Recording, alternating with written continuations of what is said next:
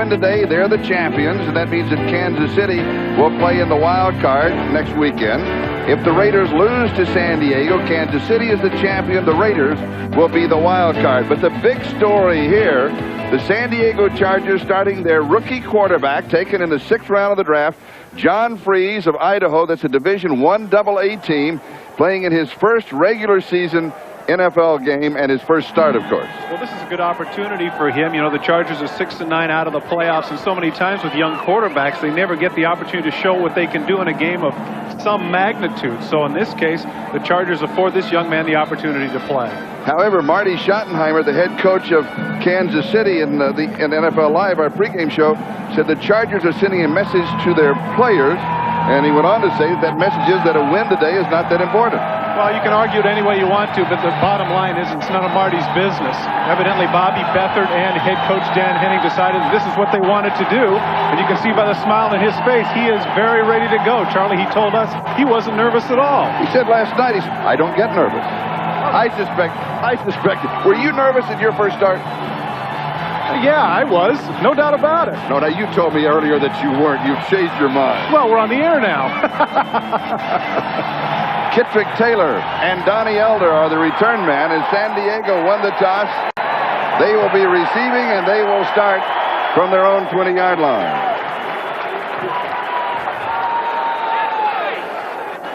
And a look at San Diego's offense. Their offensive line has allowed only 19 sacks this year. This is the second best in the NFL to Miami's 16. Backs and receivers, the big question mark, of course, the rookie quarterback, John Freeze. In passing situations, the running back and the tight end will come out, and Ronnie Harmon, Mr. Third Down, and Craig McEwen will come in. And a moment to remember for John Freeze. Come on, kid, go deep.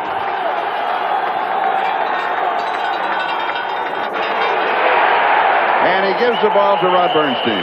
And he has a couple of yards to the 22. It'll be second down. The Raiders defense, their front seven, well, they'll be putting a lot of pressure on the rookie quarterback, Howie Long and company. Plan to be in his face all afternoon. On passing down, Bob Golick and the two linebackers will come out.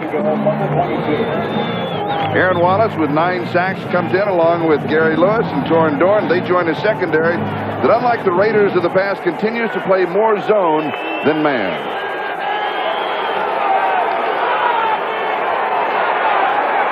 And on second down, again, the Chargers stay on the ground. And it is Bernstein again with the call. It'll be third down and 4 yards to go. Will they finally throw here? I don't think there's any doubt about it. Sure, I'm surprised that they take Rod Bernstein out in this situation. You know, he was an All-American tight end during his days at Texas A&M, and I always felt like his forte was catching the ball.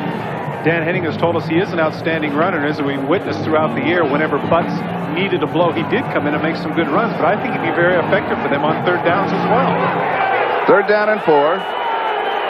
Howie Long told me yesterday we will not blitz him that much, but we will come strong with our front four, and they do. And the pass is caught as he goes to Anthony Miller. And Miller has the first down at the 33-yard line. Torrin Dorn with the tackle. Very conservative play, but a nice job getting the confidence into the young man early. Anthony Miller, of course, an all-pro wide receiver for the Chargers and one of the 3 that's going to the Pro Bowl. You can see he's looking at him all the way. Anthony Miller is able to shake Torrin Dorn and get up the field for the first down. A confidence builder definitely for that young man Freeze. And what does John Freeze feel about it when he was told on Christmas Eve? Naturally, it was a great Christmas present.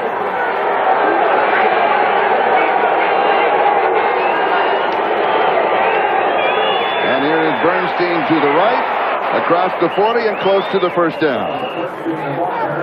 Interesting, when you ask Dan Henning, would Bernstein be with the Chargers next year? There had been some talk about, he said, no question about it, the way that he runs the ball. And we want him to stay healthy just to see how great he can be. Well, he was also very realistic to the fact that this is the last year of his contract. And so that's something that's thrown into the mix. And, of course, in this day and age of holdouts and deferred payments and things of that nature, that might complicate things. But I think that when you have somebody like Marion Butts, who obviously is the bellwether of their offense, Rod Bernstein might want to go elsewhere, so he could be the main man. It is a first down.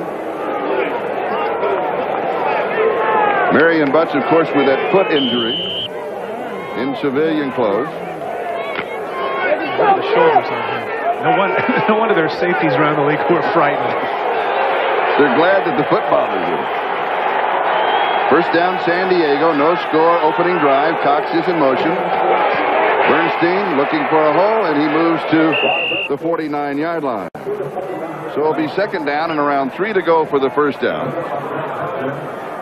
One of the things that Bernstein does so well, interestingly enough, is at 6'3" and 238 pounds. You don't expect a man of this size to be able to have the sweet feet that he does. Look in the hole the move he makes here, planting off the left foot, cutting upfield, and the only man in his way is Eddie Anderson. Otherwise, it might have been a lot larger game. The ball at the San Diego 49-yard line, opening drive. Freeze, the rookie quarterback, has completed 1 of 1, and he'll be throwing his. And it's a little tough. So the pass to Anthony Miller is incomplete, and we'll bring it back. It'll be third down. As I can tell you, you're going to say, yeah, Freeze overthrew that. Many times the receiver will misjudge it and go for the one-handed grab. It appeared to me that that ball was not that far overthrown. Take a look. Can he extend 2 hands here? Watch what he does here. He just goes with the one hand. If he'd have gone with 2 hands, he might have had a shot at that, but he just misjudged the distance of the ball. Dan Henning told us last night that Tolliver is our best quarterback. But with Freeze, our best team will be on the field at the start of the ballgame. And he also said of the 3 quarterbacks that they have on the roster, this young man is the most accurate.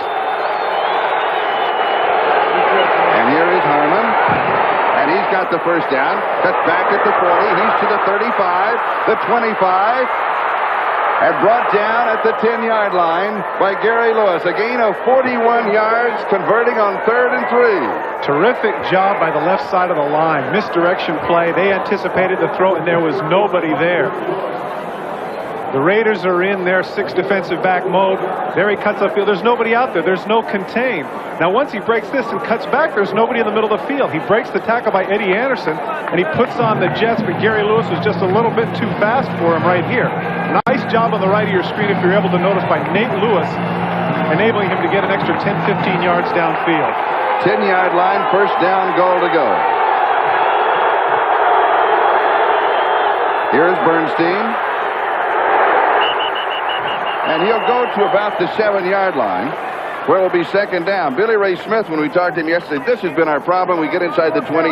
We cannot score. The coaches also told me this is one of the reasons they made the quarterback change in this area, that Tolliver has made the big mistakes in several ball games. Well, I think that's one of the crucial issues. You hear it all the time, the ability to score in the red zone. But, that's a gap of 4 points every time. He pointed out that in the first Raider game, that in the first 3 drives, both the Raiders and the Chargers scored. But in the Raiders' case, it was touchdowns. In the Chargers' case, it was field goals, hence the score of 21-9. Second down, goal to go. That 41 yards by Harmon, longest run against the Raiders this year. And Bernstein is decked by Bob Golick, the new father. A couple of weeks ago, I asked him how it was with his daughter, Jenna Catherine. He said on Christmas Day, it was great. We opened the small presents.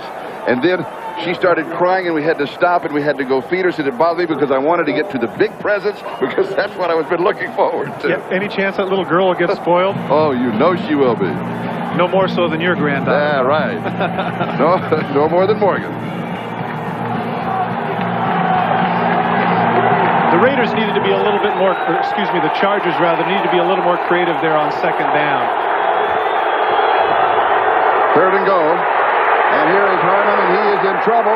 He gets around the corner. He'll go to about the 1-yard line, where he is knocked out by Eddie Anderson. And now the decision, you're out of the race. Do you go for the 3 points? You go for the touchdown? I think in this case that you really do want to go for the field goal, and that's what they're going to do. The reason I say that is because you want to have a confidence builder. You don't want to come out of this empty. There's a good chance, because of the ability that the Raiders have. The Raiders have only given up 4 rushing touchdowns all year. So you want to come away with points in this circumstance. I like this call by Dan Henning. And John Carney has hit the last 9 in a row. This would be from 19 yards.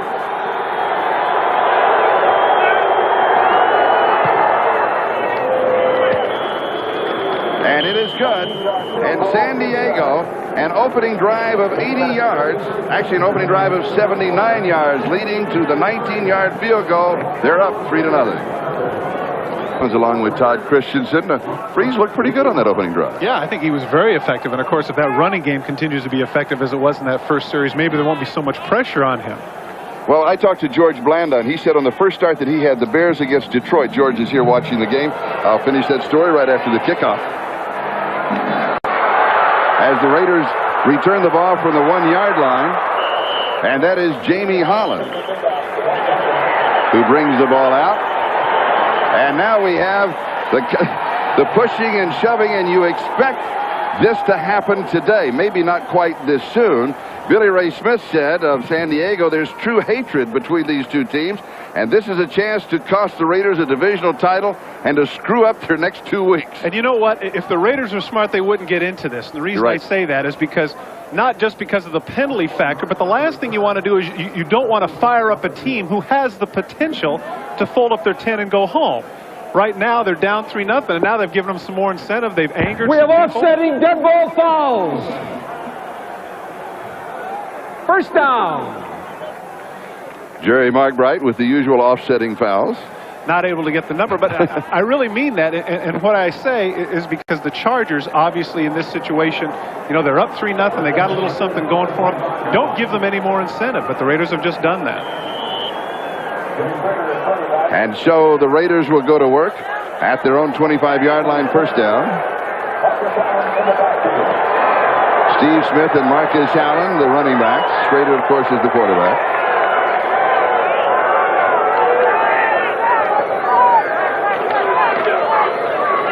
And Smith, the fullback, for 6, maybe 7 yards on the play. It'll be second down. The Raiders' offense, their offensive line is led by the center, Don Mosbar, who is like having a coach on the field. Backs and receivers, Jay Schrader is having a great year. Wide receiver Willie Gault is looking for his first 1,000-yard season, and Bo Jackson is waiting in the wings. On passing downs, Steve Smith will come out, and Tim Brown will come in.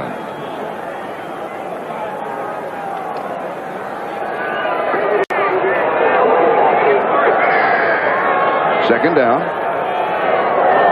Chargers lead 3-0. And here is Smith. He's got the first down across the 40 to the 48-yard line. San Diego's defense, their defensive line has been decimated by injuries, and today we will see what they call the dollar. Gerald Robinson will come out, Henry Rolling will come in, and from this set you can see that San Diego will have 2 defensive linemen to go with 5 linebackers. Their secondary is led by number 22, Gil Byrd. He has 21 interceptions over the last 3 seasons. That is the most in the NFL.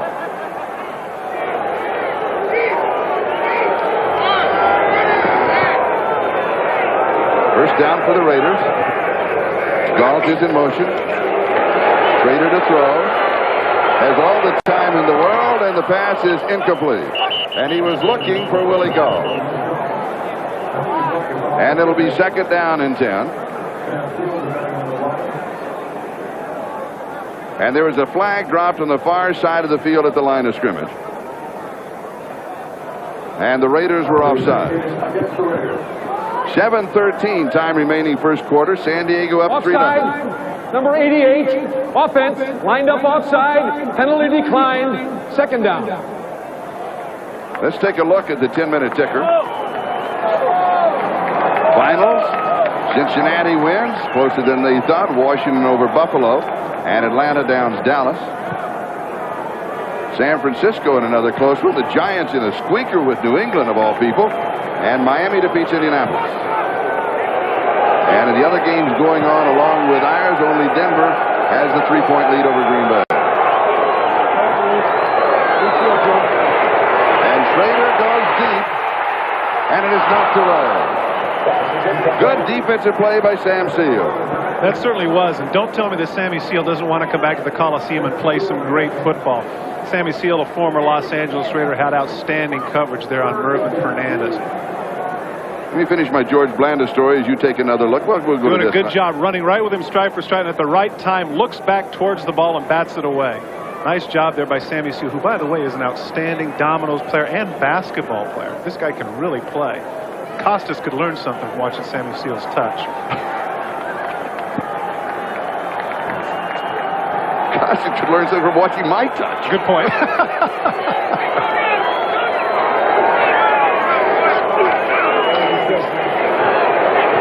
Rader again with lots of time, and the pass is incomplete as he goes to Fernandez. Once again, I don't understand right there. You saw Mervin Fernandez go for it with one arm, and he's in the middle of the field. And I realize that's where you're going to get hit, but you can't go for it with just one hand like that. Mervin has to go after it.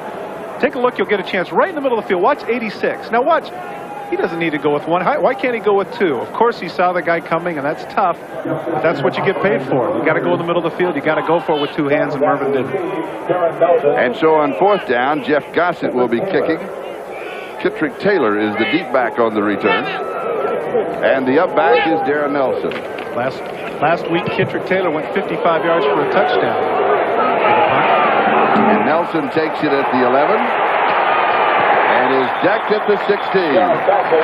42 yards on the kick, a 4-yard return, 6:25 left to go. First quarter, Chargers lead it 3-0. Charlie, I know this is a little bit early in the game to guess, but so far the offensive line of the Chargers is really manhandling the Raider defensive line. They're opening up some real gaps for the runners, and Bernstein's taking advantage of it.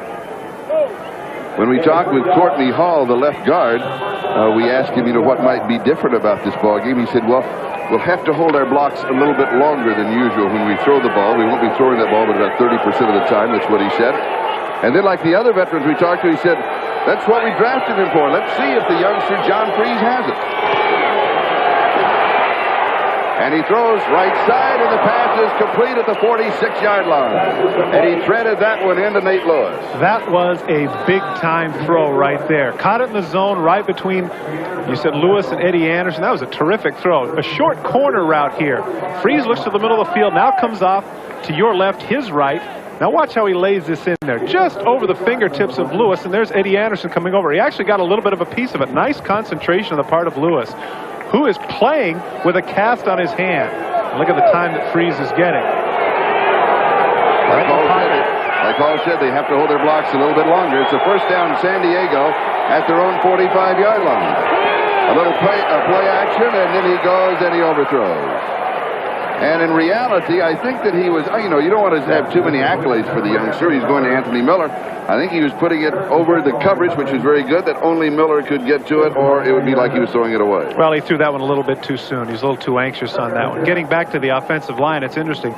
Every single offensive lineman that we talked to, Charlie, gave credit to Alex Gibbs, the offensive line coach, for the job that he's been doing and coordinating a lot of the zone blocking and some of the particular nuances that he has. Ironically enough, the offensive line coach last year for the Los Angeles Raiders was Alex Gibbs. Second and 10.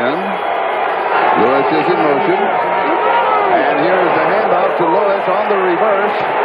And he is to the 47-yard line of the Raiders. So many times, Charlie, you tell your runner, stay behind your blocker, stay with him. He waited a little bit too long. Take a look. You see Lewis right there. He's in motion. Now he pivots back. Good-looking play right here. Now he's following Derek Walker, and he waits too long. Right here, he hesitates. He's waiting, and Alex Gordon, the outside backer, makes a terrific play to run him down. Alex Gordon was an acquisition that they got from the New York Jets, a former second-round pick that the Jets were very high on. Apparently he underachieved there on Long Island, and now the Raiders feel like he's going to be an outstanding backer for them. Third down and short. Freeze pass complete. First down. This is great. This is great. The reason I'm so excited about this is Steve Hendrickson. Yeah. He's the former linebacker. Special teams standout with the San Francisco 49ers last year. They put him on Plan B, and they brought him over. He was a former number 56 for those of you that happen to follow the San Diego Chargers. But when Joe Caravello, their H-back, was hurt earlier in the season, they went with Steve Hendrickson. Take a look out here. Catching passes. What the heck? I'm a middle linebacker. What am I doing? Look at this. Cut up field. Hey, actually looks pretty good. He does. 13-yard gain for the youngster who's got to be excited. And his first reception of the season. And a first down. At the 35. Raider territory. This one is intercepted. Mike Harden picks it up.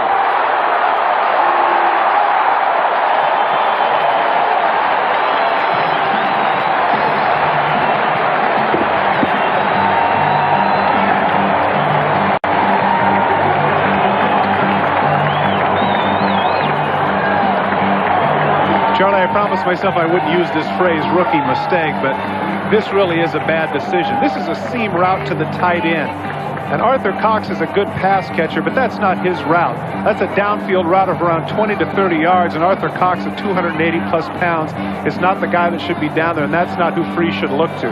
He hung it up in the air, and Hart was able to pick it off. And this is one of the most frustrating things for a young quarterback, too, right there. You come over there and you get second-guessed. Everybody explains to you exactly what you should have done. And you saw Billy Joe Tolliver there in the shot. The first phone call that Freese got after the announcement was made was from Billy Joe Tolliver. His statement, I'm with you 100%. Let's go get him. Class guy. He is. Billy Joe Tolliver's a competitor, but he understands the ramifications of this move, and he didn't take it personally. 1 minute and 58 seconds. That is the time remaining in the first quarter. San Diego with a 3-0 lead. John Carney with a 19-yard field goal that was off of the opening drive. This was the second drive of the Chargers, and the interception by Mike Harden. And the Raiders have the ball at their own 24-yard line for the second time in the first quarter. You know what, Charlie? I hope that throw doesn't affect this young man's confidence, because quite frankly, in the first two drives, I thought he's done an outstanding job. Take a look from the back. You'll see a little bit ill-advised. He throws it up there, throws it up for grabs. Mike Harden able to come over and make the play. And I wrote down what Dan Henning told us last night. If he completes 15 of 25, 180 yards, 2 sacks, and 1 interception, he will have a very good ball game. Well, he's well on his way to that. In fact, he'll probably surpass it at the rate he's going. He's got to be very happy with himself throughout, except for that one throw. Yards on the interception returned by Mike Harden of the Raiders. Hey, Dave, here we go. Is there any significance to the fact that that phone is red? I hope not. Okay, I'm just asking. Just wanted to know.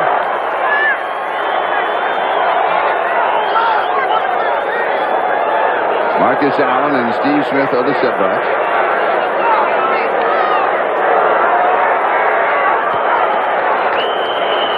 And we have whistles before the play.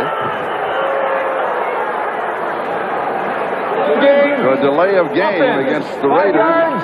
First down. And their offense is sputtering just a bit early on in this ball game. That's interesting. That's the beauty of this game. It's spontaneous. You never know from week to week. The Raiders really have bordered on the juggernaut over the last couple of weeks with very convincing away victories over both the Detroit Lions and the Minnesota Vikings in indoor stadiums. Maybe that's what it is. Maybe it's because it's outdoors. Maybe the elements have them confused. There's no smog here today. That might throw them off. Now at the 19-yard line. Schrader to the 23. Now let's check out the 10-minute ticker. Junior Seau with the last tackle. Cincinnati winning, Washington winning, and Atlanta winning. San Francisco by 3, Giants by 3, and Miami by 6. Seattle 7 up on Detroit. They still got a run at it. Green Bay and Denver tied, a run at a playoff. Jets and Tampa Bay are scoreless. And here, the score is San Diego 3 and the Raiders nothing with 1:20 left to go in the first period.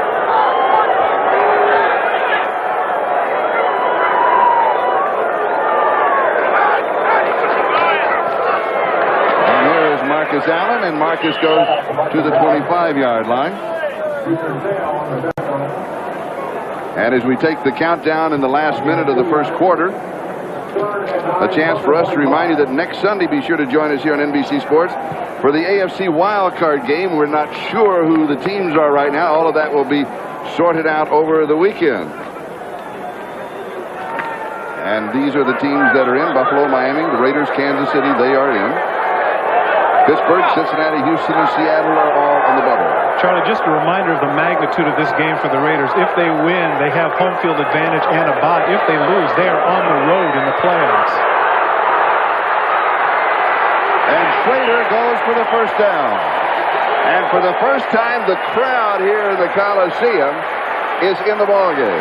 And you saw Junior Seau screaming at the official. He got shielded from the back, and he's claiming clip. But they're not going to call it. 13-yard gain for number 13.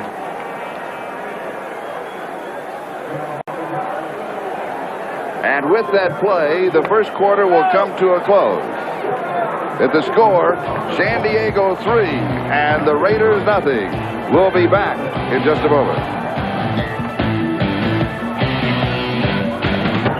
This is Charlie Jones and Todd Christensen as we start the second quarter with the score San Diego 3 and the Raiders nothing.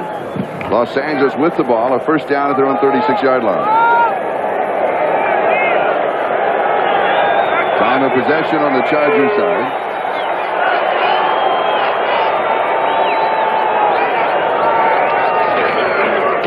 And here is Marcus Allen, and he leans to the 41-yard line. He'll pick up 5. It'll be second down.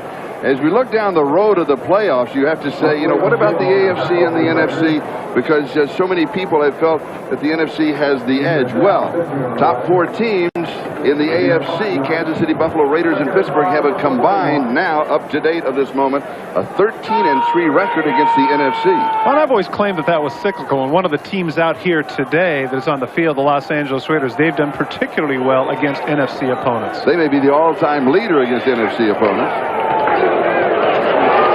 And here is Steve Smith to the 47-yard line, may have the first down. And how well have the Raiders done against the NFC? All-time record 50, 24-1. Wow. Bo Jackson in the first quarter was only in for 1 play. Now, I remember a couple of weeks ago when we talked to Art Shell for the Cincinnati game, and he said, well, before the Denver game, I didn't play him that much in the first half. And he really was antsy. He wanted to run over and kill somebody at halftime, and had a great second half. That game, the Cincinnati game, played only a few plays in the first half and then blew it open in the second half. Perhaps that same philosophy is going to take place here today. Bo may know football, but Art knows theater. Gosh, I wish I'd have said that. Ethan Horton, the intended receiver, is incomplete. The report on Vincey Glenn is a strained shoulder. Questionable to return. Dan Henning, the head coach. And one of the things that he said about Freeze, their quarterback for San Diego, when we talked to him, he said, you don't know about his future, you've got to line up and find out what it is. People say he's going to be great. Let's go find out. One of the reasons that he is starting. And here is Marcus. And Marcus at the 50-yard line. I saw him yesterday in the weight room. He said, this running is easy. So that's the blocking. That takes the toll. So that's the tough part. I was just going to say, if you'd have noticed there, it was a terrific block on Leslie O'Neal there by Steve Smith, and that's what they're paying him to do. They're paying Marcus to catch passes and run. And Marcus likes it that way. And who's he kidding at 30 years of age? Who's he blocking? He's a good blocker. Isolated position, isolated situation. He was a good blocker one time, yes. Galt, Fernandez, and Brown all in the ball game. And Marcus is the remaining back, is a good receiver. And Marcus with a block, not too bad. And Schrader goes deep, and it is intercepted. Chargers have the ball. There's a flag down between the 3 and the 4-yard line. Galt, the intended receiver. And let's see how the play will be called. Sammy Seal might have a legitimate beef here, that being as to whether or not he could have caught the ball. If he intercepted it before it even got there, it'd be interesting what the debate is. Whether or not it's illegal contact or interference. And you don't want a game of this magnitude to turn on an official's call. Number 30, defense. First down. You can see that Sammy Seal's not happy about that at all. He feels like he got jogged. Hopefully we'll get a chance to look at it. Sammy Seal's talking about looking back for the ball. Now here he's running stride for stride with Willie Galt, which is no easy task. He's looking right here. Willie slows down. He turns back to look, and they collide. I think that Willie Galt, who is an aspiring actor, just gave a tremendous performance right there. So the casting directors there in L.A. who happen to have seen that, look at that. He slowed up a step, but he got the call. Incidental contact at best. Sure, Willie Galt goes down and flails away, but they got a gift there. At the 5-yard line, it is first down and goal to go.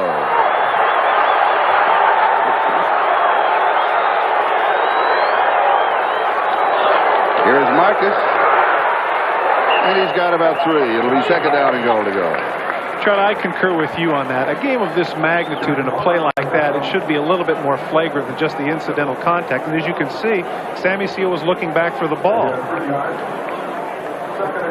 One of the things that I think officials have to do in the future when they look at the receivers is look at their intent to catch the ball also. Because what happens a lot of times that you'll see receivers know that they don't have any chance to catch the ball, watch their head throw back, and watch their arms come up and give that illusion that they've been interfered with, and that's exactly what Willie Gault did. Steve Wright has moved out as a tight end. He is an eligible receiver, number 66. And Steve Smith is shut off at third down and goal to go. Right before Christmas when he had the ball game, I got Steve Smith to autograph a picture to my friend Steve Smith. Is that right? Yes, and he's watching the game up in Sun Valley, cheering for his namesake. Get a chance to look at this again. Now here's the question. Is Willie Gault really trying to catch this ball? Let's see what he does right here. Slows down as if to go now back. Look at that. Is he really trying to catch that ball? I don't think so. Well, you could say, though, that he was slowing down to try and cut back inside.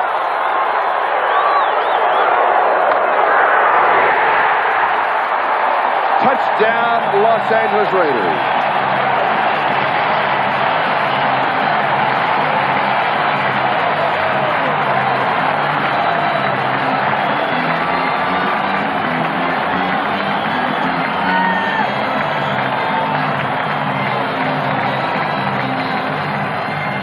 Marcus Allen going over the right side of the line, opened up there by Max Montoya. Gary Plummer went for the dive and missed. And as a result, his vacated place is where Marcus found the end zone. And for Marcus Allen, his 93rd career touchdown. 76 yards in the drive, 10 plays. Extra point is good. Raiders take the lead for the first time. The big play, the 45-yard penalty call against Sam Seal, the cornerback of San Diego. We've got a timeout. We'll be back in just a moment. And with that touchdown, Marcus is now tied for 8th among all-time NFL touchdown scores with 93. Charlie's tied with the great Jimmy Taylor, the former fullback of the Green Bay Packers. Terrific career for Marcus Allen. That's quite a statistic. Jeff Jager to kick off with Donnie Elder and Kittrick Taylor, the return man.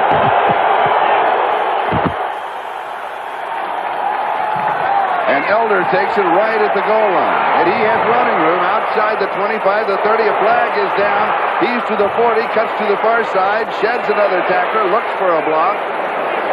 He'll be swarmed under at the 47, but there was that flag dropped down inside the 20-yard line, and you know that call, and the pushing and shoving that started in the first quarter continues here. Bad blood always has been between these two teams. They do like to get it on. Not just bad blood in this case, but bad luck for the Chargers. Here they had a chance to be nearly at midfield with field position. Now they're going to have to go back clear to about their 10-yard line as a result of this penalty. And something else that Jerry McBride is going to have to look out for is make sure that a game of this magnitude does not get out of hand. Illegal blocking foul on the return. 10-yard penalty, first down. You got it. He's bang, you got it. That means that we're going away with the commercial. We'll be right back to the Coliseum. Necessarily an omen, but things have been going very well for the Raiders, and that penalty was definitely one of those things in their favor. All right, San Diego trailing for the first time in the ball game from their own 10-yard line. And here is Rod Bernstein, and Bernstein to the 22. And he will pick up the first down. Eddie Anderson with the tackle, and right now, let's go to New York, an update. And Bob Costas.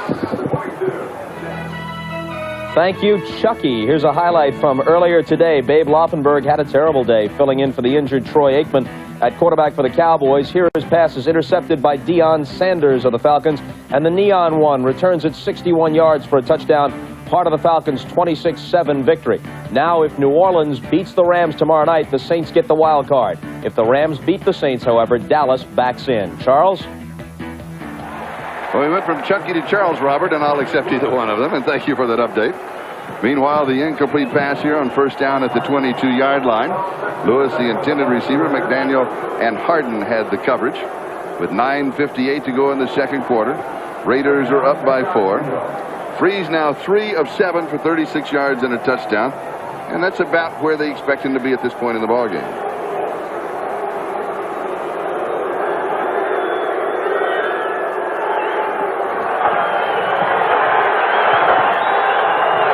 Second and 10. McEwen is in motion. And Bernstein is going to be back to the line of scrimmage, and that's going to be all. Tom Benson with the tackle.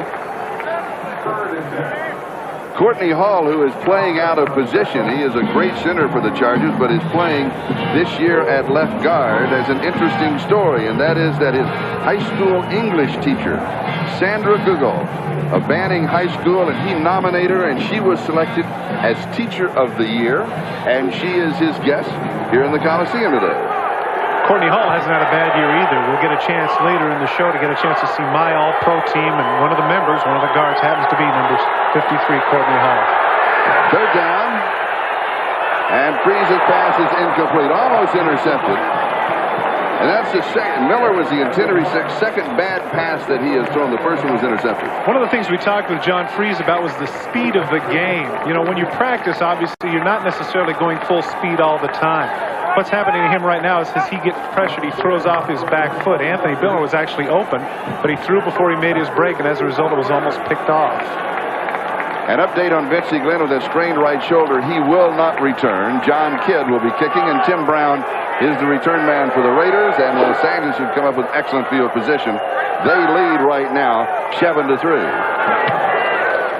Good kick. Flag is down. Brown takes the ball at his own 35-yard line, and he's going to lose about 3 yards on the return. 43 yards on the kick, and then the loss as Figueroa was there. And again, we had that flag that was dropped along the near sideline.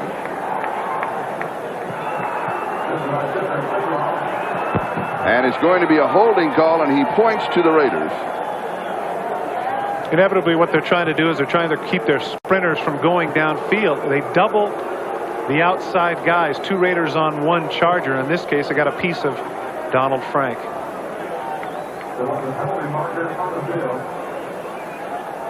And here's Jerry McBride. Holding foul on number 21, receiving team while the kick was in the air. The penalty is enforced from the spot where possession was gained. 10-yard penalty, first down, timeout. And they call against the rookie from Alcorn, Gary Lewis. We've got a timeout. We'll be back. The Raiders have the lead. Paul and Bo Jackson is in the lineup. First down at their own 22-yard line. And Bo tries to get to the outside, and he is brought down. And Junior Seau is the man who made the tackle. We talked to Art Shell. He said, we asked him anything different about San Diego than the last time you played him? He says, yes, you've got to pay more attention to number 55. Well, interestingly enough, he must have a tremendous reputation around the league. He has 73 tackles, but he ended up being a second Pro Bowl alternate at middle linebacker. And you and I have both discussed this at great length. Here was a guy that had 19 sacks and 34 hurries in his last year there at USC. We assumed that they would use him much the same way as Lawrence Taylor is used, but instead they've used him at the inside. The thing that they're impressed with is this guy can really run. Interestingly enough, now they do have him on the outside. But and Bo Jackson again, and he's going to lose a yard as the Raiders stay on the ground. And this has been something that has been going on not only with the Raiders but with other teams in the NFL.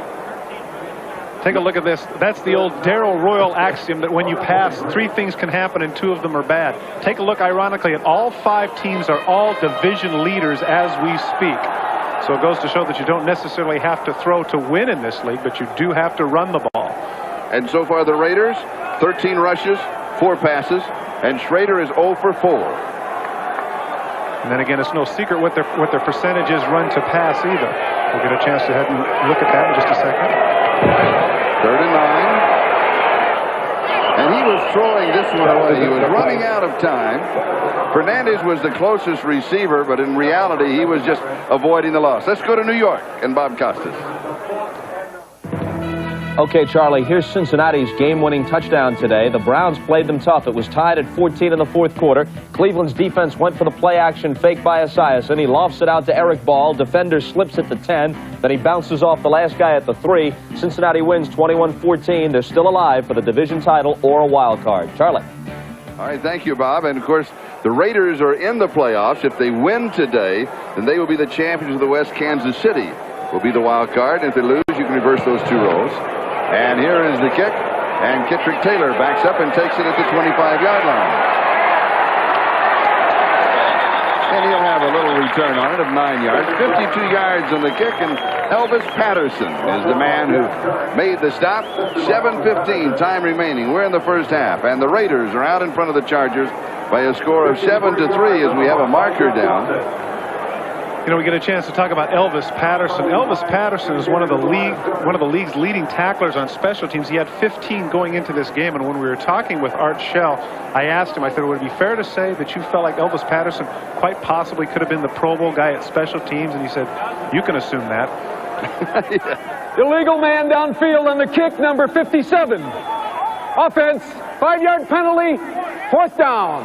Elvis Patterson's actually a very interesting story, Charlie. Of course, many of you may remember that he was a cornerback for the New York Giants back in their heyday. In fact, he was one of the starting cornerbacks for the Giants in 1986 when they won the Super Bowl. And of course, he had that infamous nickname of Toast.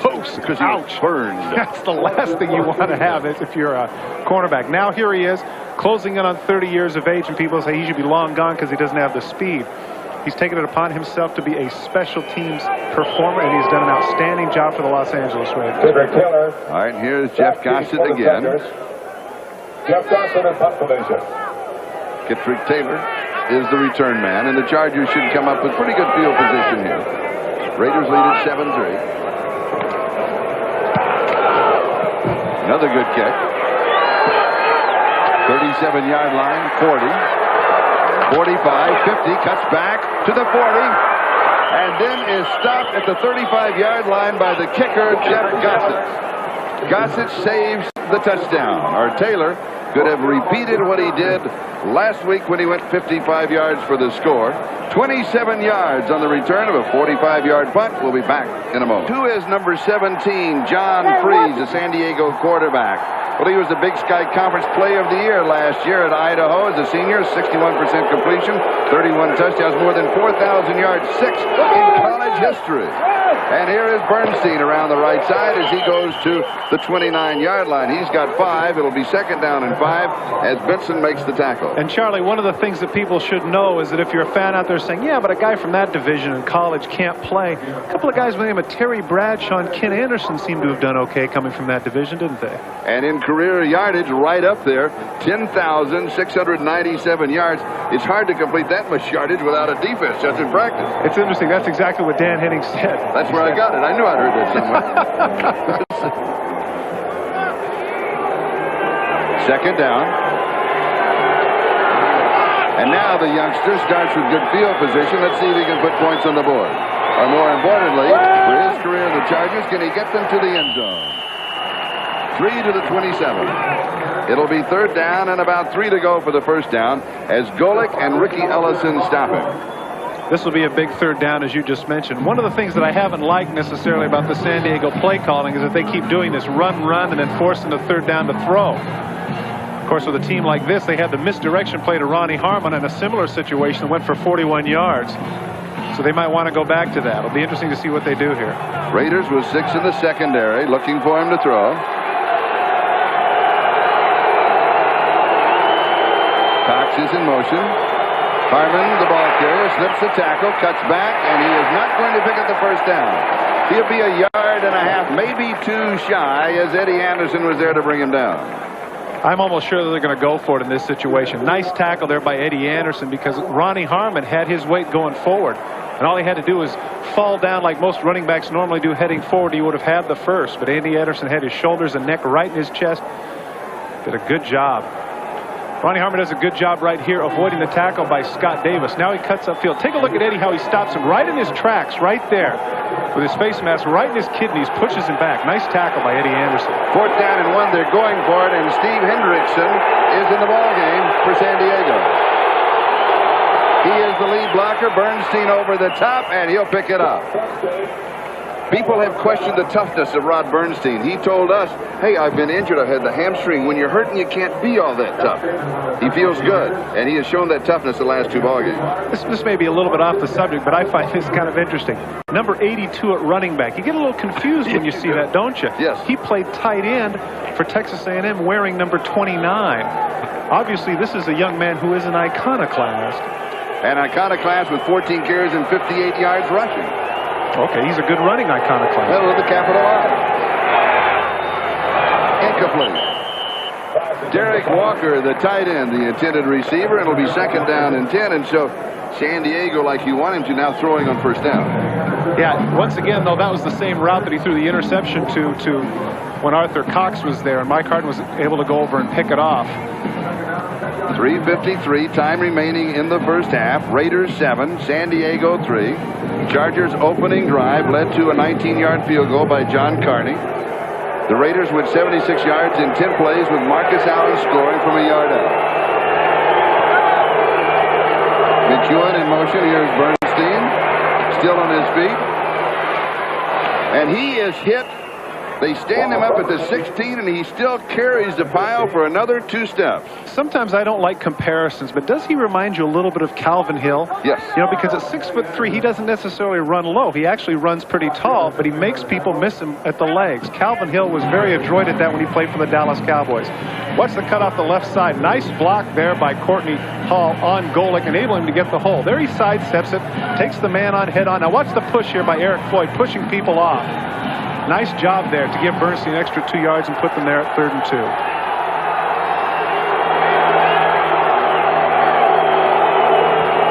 And here is Bernstein again. He's got the first down as he goes.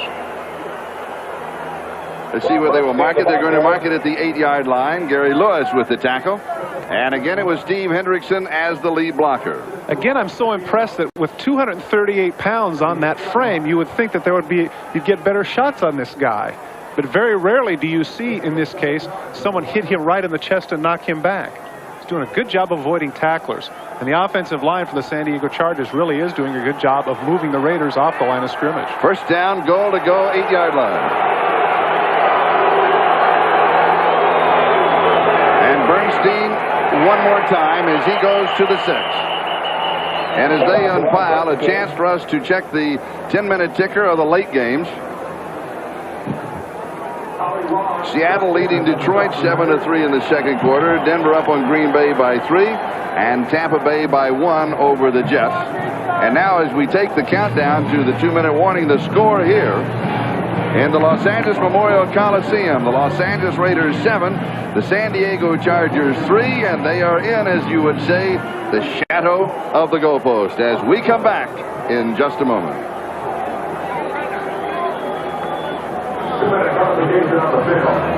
The Coliseum, Raiders lead it 7-3. It's second down and goal to go. And Freeze has protection, and into the end zone for the touchdown is Craig McEwen. And San Diego leading for the second time in the ballgame. That was a terrific throw by John Freeze. He threw it right in there. Craig McEwen does a good job of bouncing off the coverage. They're just inside the end line. I would have thought they're going to go with play action here, but Freeze steps right back. He's looking at him all the way, but he makes his move. Look at that. Drills it right in there. That's actually not bad coverage between the linebackers. They're in a zone coverage there between Robinson and Ellison, but Freeze laid it right in there. 34 yards on the drive, 9 plays, and the extra point is blocked. Was that Elvis Patterson? And that's the first one that Carney has missed all season long since he joined the Chargers. Here we get a chance from the inside, or is it from the outside? Right in the middle of your screen, you'll see coming up is Scott Davis high. It appeared the number 70, Scott Davis, got a piece of it. We've got a timeout, 1:55 to go. First half, we'll be back to the kickoff. At 4 of 10, 43 yards, 1 interception, and a touchdown pass that gave San Diego the lead. And here is Ron Brown on the return. And he is going to be swarmed under at the 22-yard line, as Terry Orr was there for San Diego. What a shame. Ricky Hundley's really the one that made the tackle. Ron Brown had a terrific head of steam when he collides with his teammate. It's right in the back of Ricky Hundley. Too bad. Now let's go back to that extra point that was blocked. We'll take another look. Well, it's a cliche fest, I know it. But this could turn out to be a very big play. Right in the middle, you see Scott Davis get up number 70 with the big right hand, get a piece of it and bat it away. Field goal now gives them the lead. Schrader has not completed a pass for the Raiders. He is 0 for 5 in the first half. There's an incomplete. Thought it was his completion at the 30, and then the ball kicked loose. Ethan Horton, the intended receiver. So Schrader is 0 for 6. Last week, Charlie, he had one of his better games. He only threw 15 times, but he completed 10 for 234 yards and 4 touchdowns.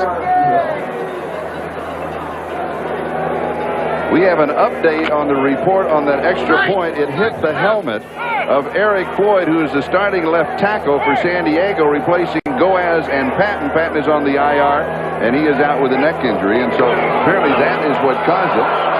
As here comes Bo Jackson.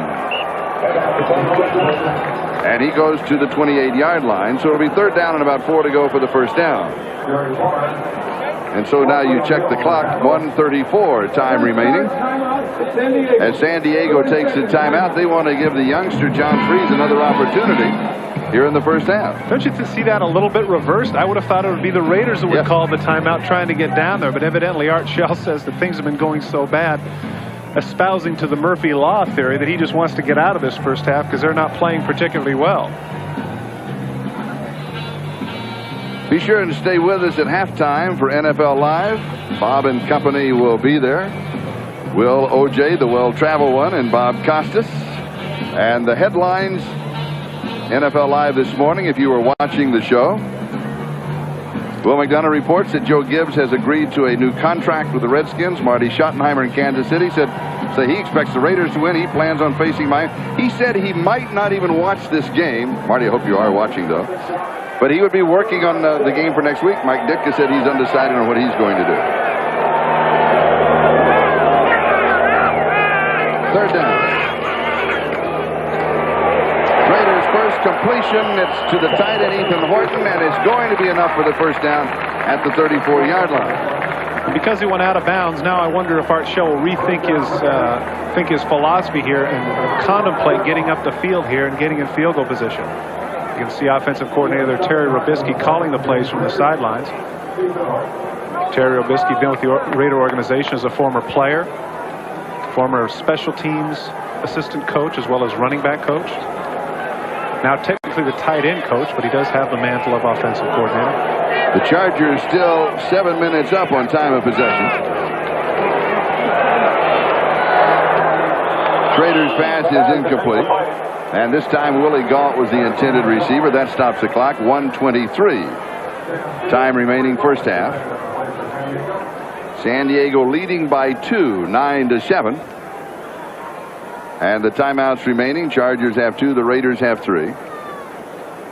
And it is 2nd down and 10 at the 35-yard line.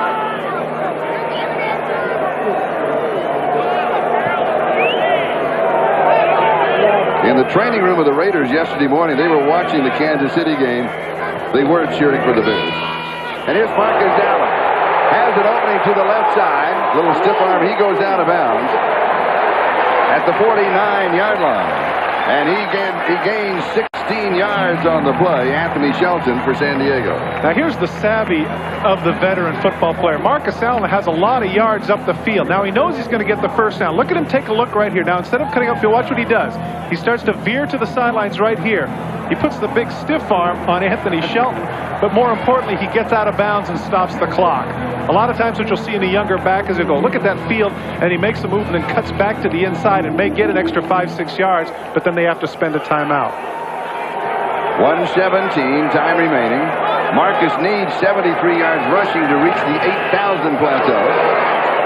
Schrader has pressure, and he is going to be sacked. I can't believe this, Charlie, but this is really a statistic that is just unfathomable. If you'd have told me this at the beginning of the year, I wouldn't have believed you. That is Junior Seau's first sack of the year in the 16th week of the season. Look at the pass rush he puts on. He comes to the inside here. Now here's the quickness of Junior Seau. He's actually out of the play, but he comes back in, is relentless with Schrader, and pulls him down. And a loss of 12. It'll be 2nd and 22. Next time Junior needs to show his emotions more, though. He needs to get a little bit more excited. Like you always did. He said sarcastically. And this will be back-to-back sacks. Leslie O'Neal gets this one. And he now has 13.5 on the year. And I was all set to say that on the completion to Ethan Horton that they were getting good protection. But this is one of the things. Now, you know that I mentioned this to Dan Henning, didn't I? Yes, and I you said, did. why don't you have know Leslie O'Neal and Junior Seau on the same side? There's the results. It'll be 3rd and 32. San Diego, now they decide to stop the clock. 39 seconds, time remaining in the first half. And you know what that does, strangely enough? Even if San Diego doesn't score, if I'm John Freese on the sidelines, I'm saying to myself, I'm a rookie quarterback, and they're willing to stop the clock, and they're not content with the 9-7 lead. They trust me in the 2-minute situation. Very good point. Oh, the way he's been throwing, why not? I mean, I realize that he hasn't exactly got him lights out, but he does have a touchdown pass, and he's made some nice throws. And more importantly, I think he's shown an awful lot of composure for a youngster. He took him on the opening drive. Bernstein, of course, shouldering most of the load that led to the field goal. And then when they had good field position, then he took him on the short drive of 34 yards in 9 plays and a touchdown pass to McEwen. But you know what, really, that is the offense of the San Diego Chargers. Dan Henning has told us he doesn't necessarily have to have a quarterback that's going to throw 35 times a game. When you have a Marion Butts or a Rod Bernstein, the bellwether of your offense is going to be your running game. So if he throws judiciously, makes the periodic good throw, and gets a big play from time to time with a great player like Anthony Miller, he will have done his job. The Raiders today in passing yardage minus 15.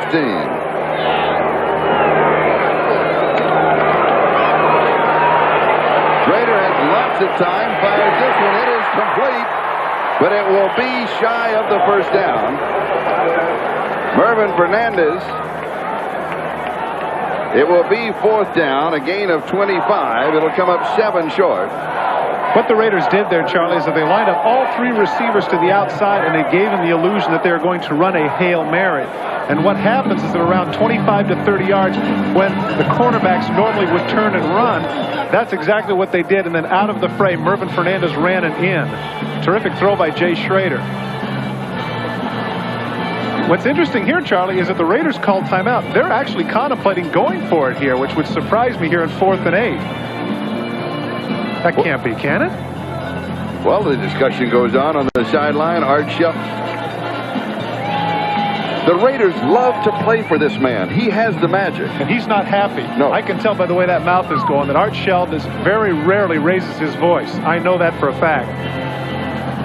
How was he when he was the point guard of the basketball team for the Raiders that you played for? Oh, he was a lot more relaxed for that. Now he's given it a lot of thought. He screamed at some people. He said, this is what we're going to do. There's a whole half to play. No way we're going to go for it on 4th down, 4th and 8 at midfield. And he never drew the charging foul when he's playing basketball. Right? That's one thing I can guarantee. No one wanted to drop the charge from Art Shell. Jeff Gossett will be kicking. Taylor is the return man.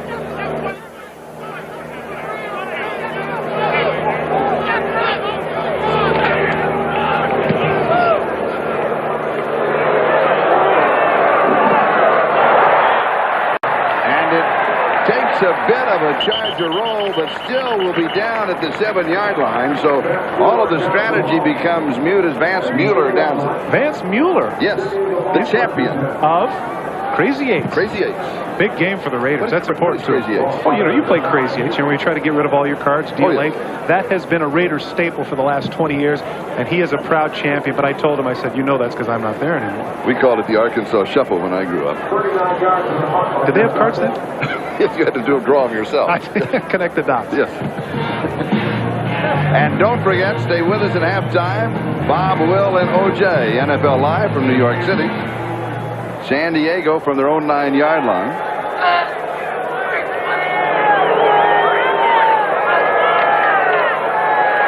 And here is Bernstein. Oh, and he kind of gets that ball out in front of him a little bit. But he'll be down just shy of the 15-yard line. Townsend with the tackle.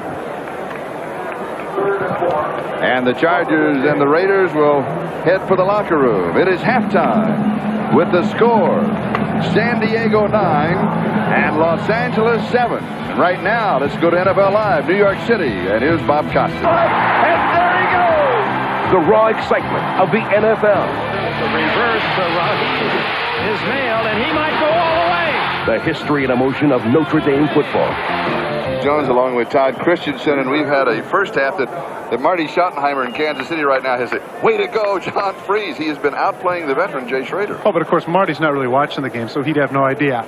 Yeah, I right. think he's gotten the word. Well, yeah, quite frankly, he has outplayed him. John Freese has thrown the only touchdown pass of the game. It was a terrific shot that he had there to Terry McEwen. When John Freese being only 4 for 10 right now, I realize that doesn't sound like great numbers, but as I say, he's up 9-7. There, a nice catch by McEwen. And on the other side of the ledger, Jay Schrader has just struggled throughout. He's only 2 for 8, and he just can't seem to get it together with the offense. How does the youngster celebrate his first NFL touchdown pass? They heard it all the way to Coeur d'Alene, didn't they? It looks a little like Steve Day. Meanwhile, Jay Schrader, as you mentioned, is not having, he was 0 for 5 before he completed a pass in the first half, and the offense has been a bit of a struggle for the Raiders. Well, for the last couple of weeks, he's just been right on cue, and I think a lot of it had to do with a letdown. I don't know what it could possibly be emotionally for the team, but particularly for Jay Schrader, as we mentioned, he's only 2 for 8. He can't seem to find his receivers, and near the end of the half, the protection broke down, and he got sacked twice. And here is one of them. Junior Seau with his first NFL sack, which is hard to believe in the 16th week of the season, but that's the middle linebacker for you. Relentless in his pursuit of Jay Schrader. That was a big play that negated the Raiders from having a chance at a field goal at the end of the half. And now we take a look at the official numbers of the first half.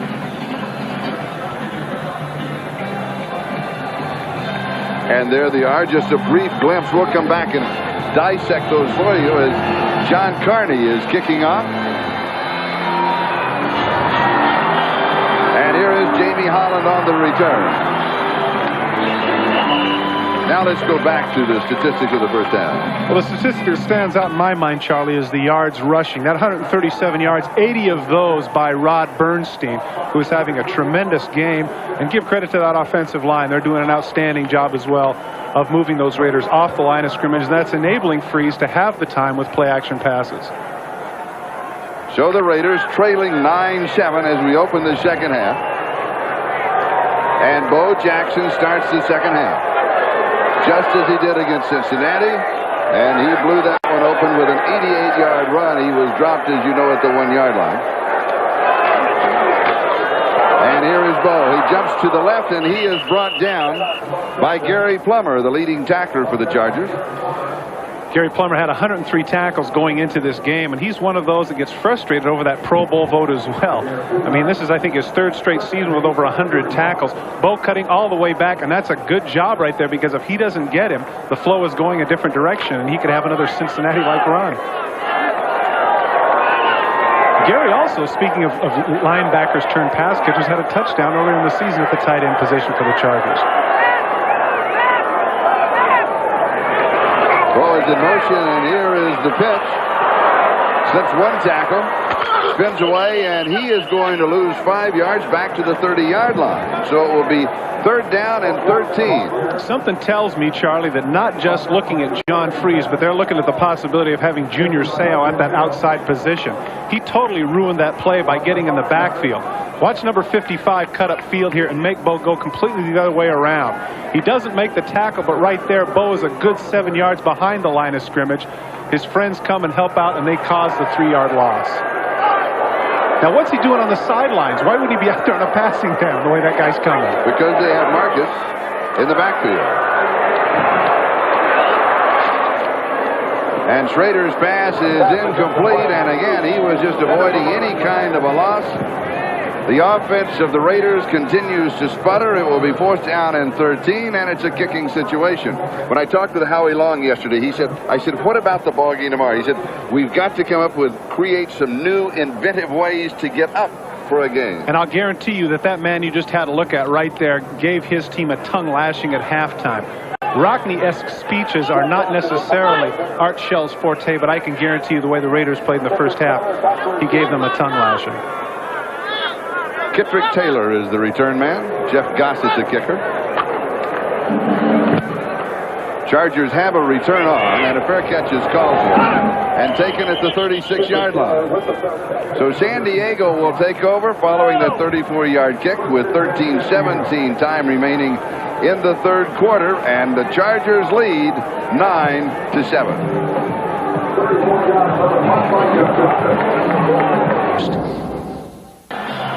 The Raiders with the ball at their own 20-yard line, trailing 9-7 with 10.5 to go in the third. And Schrader, who is having a disaster this afternoon, is incomplete still again, this time to Ethan Horton. Well, that wasn't Jay Schrader's fault. That's a very catchable ball. Put it right between the 8 and the 8 for Ethan Horton, and he couldn't come up with it. But only 2 of 11 for 31 yards for Schrader. By the way, program note, the Sunkist Fiesta Bowl here on NBC.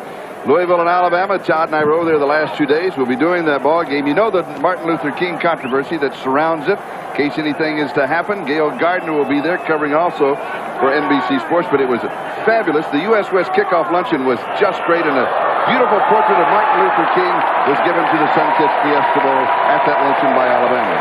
As Bo Jackson picks up the first down, making himself known or heard.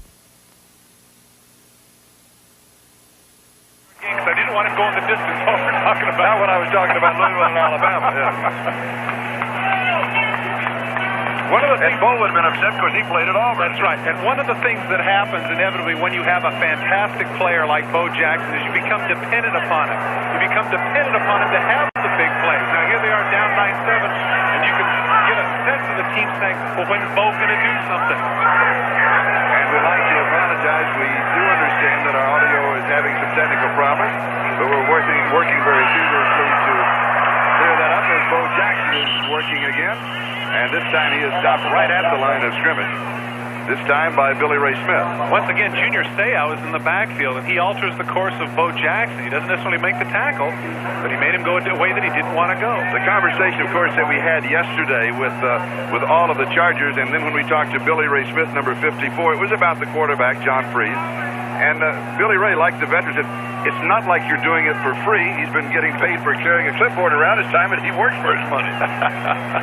He's falling into what they call the Mike Krujek syndrome. You know, sit back there and get all that money while everybody else is doing the work. 2nd and 10. Schrader, lots of time. Pass is complete. Far side to the tight end, Ethan Horton. A chance to see coming across the screen up on your upper left, you'll get a chance to see Ethan Horton, who will come open. He actually had an out route, and then he came back to the outside even farther and was able to get away from Martin Bayless for the first down. At the San Diego 47-yard line, Horton's second reception for 25 yards total in the ballgame. San Diego 9, Raiders 7.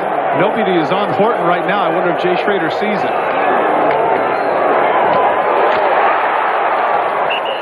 He goes to Fernandez.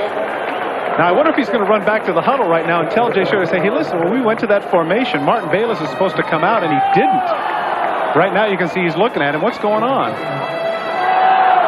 Quarterback comparison. Now, this is the rookie in his first start, John Freeze, the veteran Jay Schrader. Well, none of those numbers terribly excite you at this point, but right now the issue is that we have a ball game at 9-7.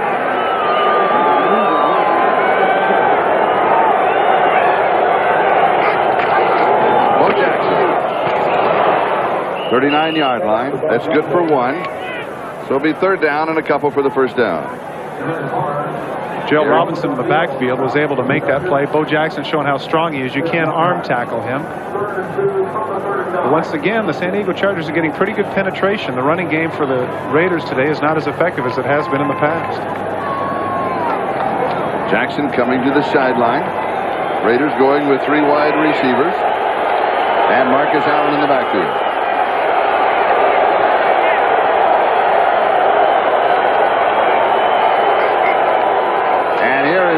And Marcus slips as he makes his cut.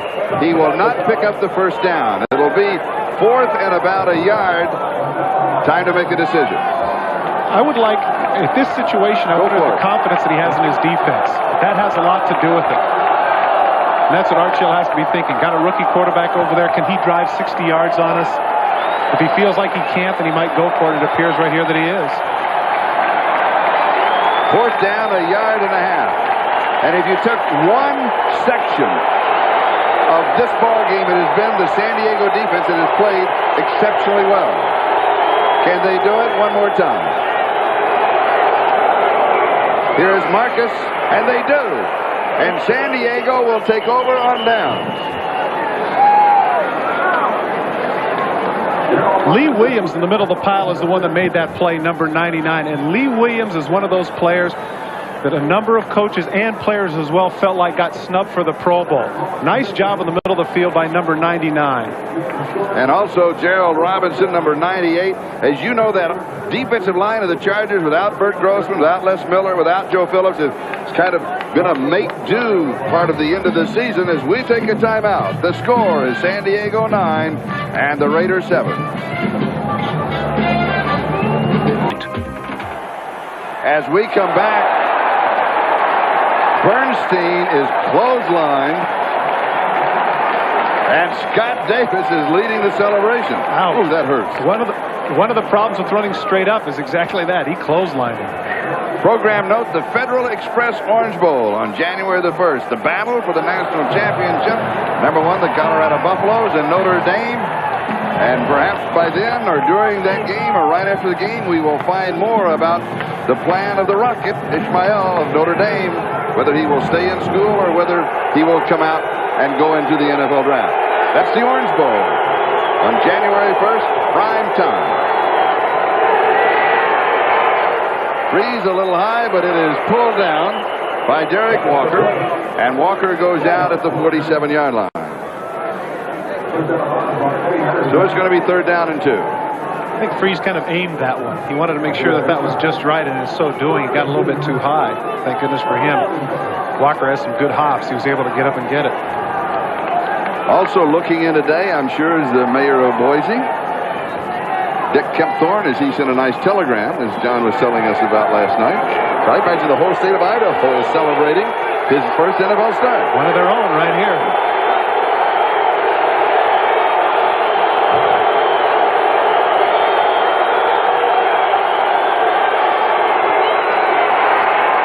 Of time. Pass is complete. 1st down. And again, it is Derek Walker, the tight end, on the receiving end.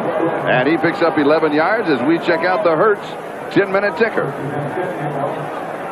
In the early games, Cincinnati winning, Washington winning, and Atlanta on top of Dallas, which makes the game on Monday night of importance now. San Francisco wins, the Giants in a tough one by New England, and Miami by 6 over the Colts.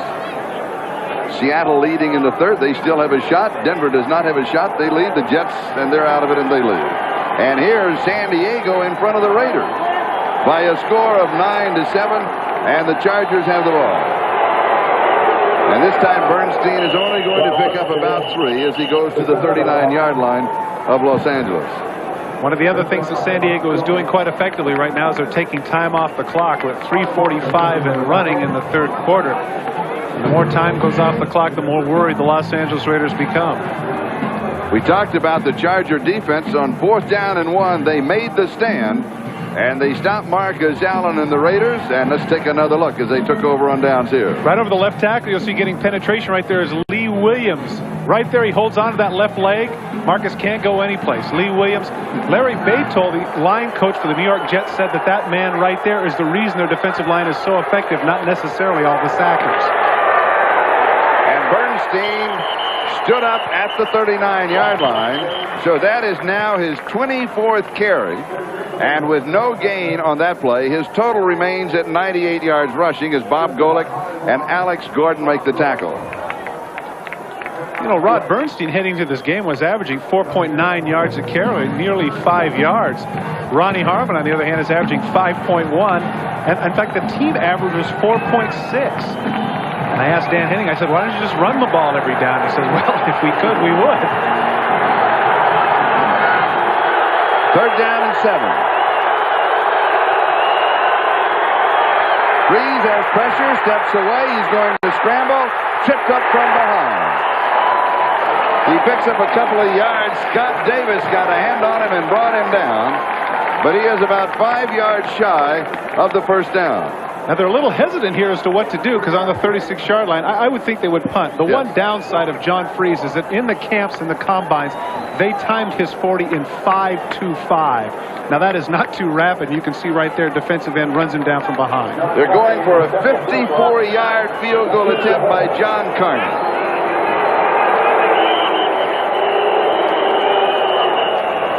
And the Raiders want to stop the clock. Charge timeout. They didn't have enough people on the field, Charlie. I think they possibly were expecting the punt, and when the field goal team came out, they were a man shy. We'll be back in just a moment. Place to be. NBC is the place to be right now. 54-yard field goal attempt by John Carney.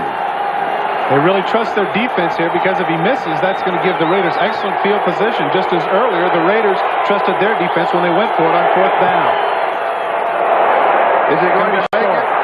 It comes up short. Dead center, but short. Charlie, that's only the second field goal John Carney has missed since being a San Diego Charger. And his longest as a Charger prior to that attempt, the longest good one, 43 yards. We'll be back in a moment. Raiders at the ball. In your area. Dan Henning could have left himself open for some serious second guessing by going for the field goal right there. Yes, and we'll discuss that right after this play. Here's Schrader. Throws underneath the coverage to Fernandez. And he slides to the 41-yard line. Oh, Albion. A long field goal attempt, maybe out of the range of Carney, at least on that try it was. He came up, what, about 4 or 5 yards short of the crossbar. And a punt that would have gone out inside of the 20. I mean, it makes the fact that the Raiders have a short field to work with rather than a long one. And Kansas City has a vested interest, of course, in this ballgame. The Raiders win. They're the champions. Have next week off. They lose. Kansas City are the champions. They have next week off. Exactly right. And even if he pumps the punt into the end zone, that's the 20-yard line. Make them drive a long ways, especially with the way their defense is playing. Well, maybe that's the key. All these defenses playing so well they can stop them. And here is Steve Smith. Now, he has not carried the ball since the opening moments of the first quarter, and he was pretty effective there. And as you can see, we're taking the countdown here to the end of the third. Junior Seau with that last tackle. Steve Smith doesn't get that many opportunities, but at least today he's made the most of them when he's had a chance. It'll be 3rd down and 1. Junior Seau is showing the way he is playing today is, I think, what they had anticipated when they spent all that money for him and making him the 5th pick of the draft. He's playing outstanding football today. And here is Smith, and he moves the defenders for the first down as he goes to the 49-yard line.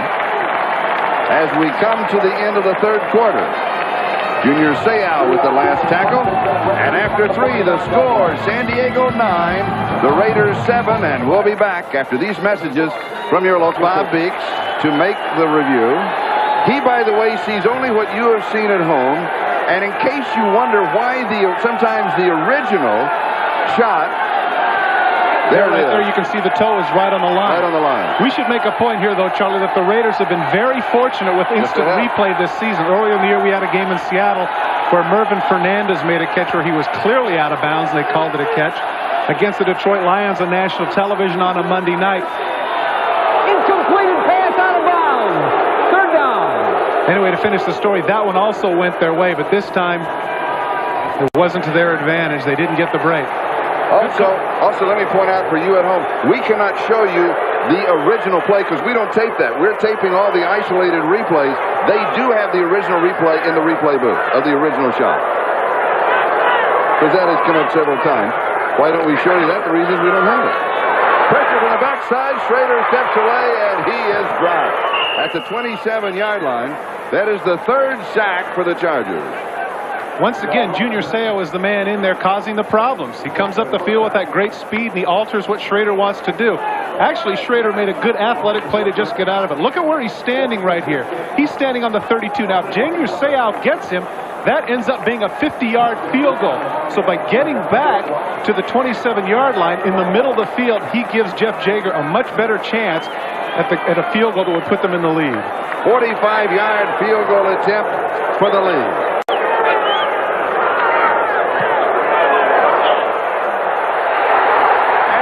A little squirrely. Oh, my goodness. Look at him. Whoa, take the deep breath, shake the head. You've got the lead. Phil Niekro would have been proud of that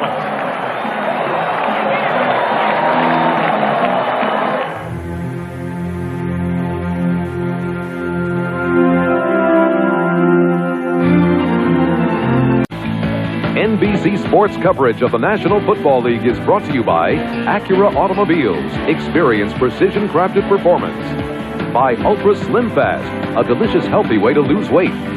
By First Brands Corporation, makers of Prestone Advanced Formula Antifreeze and STD gas treatment. And by Coors Light, the one that won't slow you down. The Silver Bullet is the right beer now. The Raiders with a 1-point lead as Jaeger kicks off. And here is Donnie Elder on the return to the 20, the 25, the 30, the 40, the 50, the 30. Dan Land going to get him. Then he dives to the 7-yard line. No flags, Charlie. No flags. 90 yards on the return. Unbelievable. And Dan Land ran him down. Have you ever had 50,000 people get laryngitis at once? The crowd was back into this game, and Donnie Elder took him right back out. Look at the cavern in the middle of the field, and look at the blocks. Right there you can see pushing out there. Nice play by Junior Seau. Junior Seau on the kickoff return makes the big block, getting McCallum out of the way, and it's a foot race right here. Dan Land is able to catch Elder from behind. He shouldn't be looking back right there. That might have cost him. That's that big bear got on his back at about the 20-yard line. Yeah, but look right here, he looks back. He'll look back at Dan Land, and that costs him his stride. Land is able to hook up his heels right now, and now the Raider defense has to rise to the occasion and make him kick the field goal. First and goal at the 7. Here's Bernstein to the 5.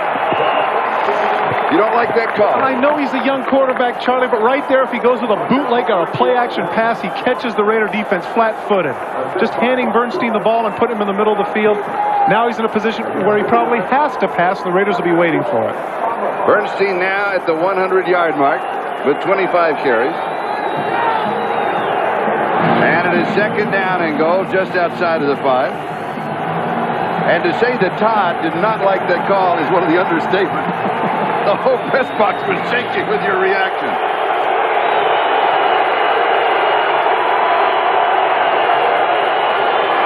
Here's the inside handoff to Loyce. He goes to the 3. It'll be third down and goal to go. Chargers trying to go with some misdirection. They got about 6 yards on that play earlier, but with the field where it is, that's not necessarily a good call. Why is that? Well, because what happens is the direction you tell your defensive ends in this situation to not pursue, to stay back and to not get fooled, not have everybody over on one side of the field. So when he gets the reverse going in that direction, there are people waiting for him. He got some yardage, but it wasn't. You don't like either of those calls? Well, for Freeze's benefit, again, it's too much empathy for the young guy. I'm just saying it would have been interesting to give him a chance to have play action on first down when nobody would have suspected it. Now he has to throw. Third and goal. And it is knocked away at the line of scrimmage. And he was very cautious, and Townsend decked him after the pass. I'm surprised I didn't see a flag. Now Freeze is screaming at Townsend just for that. He wants that flag. And he should get it. Look at Freeze. He's pleading his case. Hey, he's no timid rookie, is he? No, he's not. And he's got a good case. Well, the point is that I think the argument there is that the ball was tipped. And so they're not going to give it to him. He's got a legitimate complaint because he does take a shot here. Okay, the ball is tipped. Well, we don't get a chance to see what happens. 21-yard field goal attempt for the Chargers. And it's good. And San Diego is back in front. And the margin is 2. Back in a moment.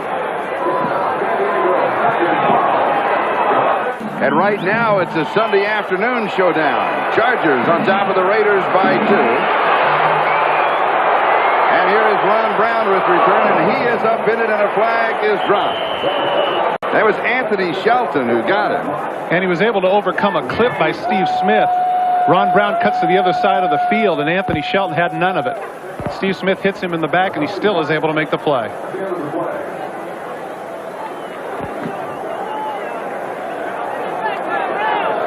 This will end up being half the distance, so the Raiders will be starting about the 8-yard line. Number 84, kicking team. Illegal block. Number 35, receiving. Penalties offset. Free kick. The Raiders caught a break there, Charlie. That would have been terrible field position starting at their own 8-yard line. Now let's go back to the arm wrestling contest that we saw a minute ago between Townsend and quarterback John Freeze. Well, the ball gets batted up in the air. Now watch Townsend. He's going after the interception. But right there, he thinks that Freeze is trying to hold him up, and he doesn't appreciate it, and so he flips him down. Now, I don't think he's got an argument. Right there, they're going to protect their quarterback, and Freeze is screaming about it. But Townsend's going after the ball, and he's pleading his case. It was not with any malicious intent. Freeze doesn't have an argument. And he's also saying that Freeze is an eligible receiver in that case, and he can go for the interception, and so he's stopping it. But then it becomes defensive holding. Plus the fact that if the quarterback holds Townsend from getting the interception, they could call offensive holding in that situation. So certainly Townsend has a beef. So by the way, Greg Townsend before the game, yes, was valuable player. Was named the most valuable player for the second consecutive year on the Los Angeles Raiders, formerly known as the Gorman Award of Excellence.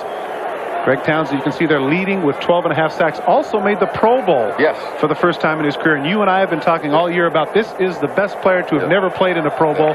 Now he's there, and deservedly so. Well, we rectified that mistake, didn't we? And interestingly enough, in his contract, he had a clause that was to be reworked if he made the Pro Bowl. So, maybe happy Raider. Maybe he'll take us to dinner. Brown on the far side, Holland on the near side for the return man. Oh, he nailed this one. And Holland will down it in the end zone, and the Raiders will start from their own 20-yard line with 11:20 left to go in the ball game. And San Diego leading 12-10.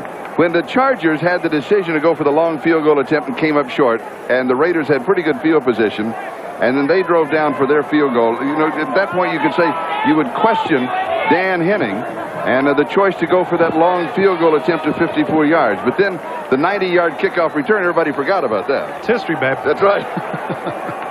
Wipe it out, makes it look good. Yep. Raiders now from their own 20-yard line. Marcus Allen is the remaining back. Bo Jackson is a wide receiver on the right side. And here is Bo. And he has 8 yards to the 28. It'll be second down and 2.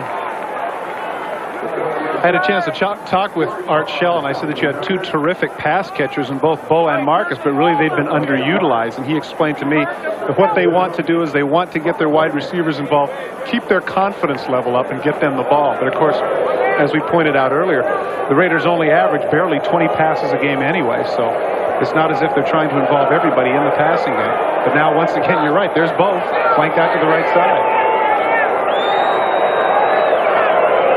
Dalton Fernandez to the near side, and we've got whistles and flags. And while this is being sorted out, you have compiled over the season your All-Pro team. Yeah, these are what I call Todd's terrific. I decided that I wanted to sit down like everybody else, and hey, after all, I'm an analyst. I'm an expert, right? Here we go.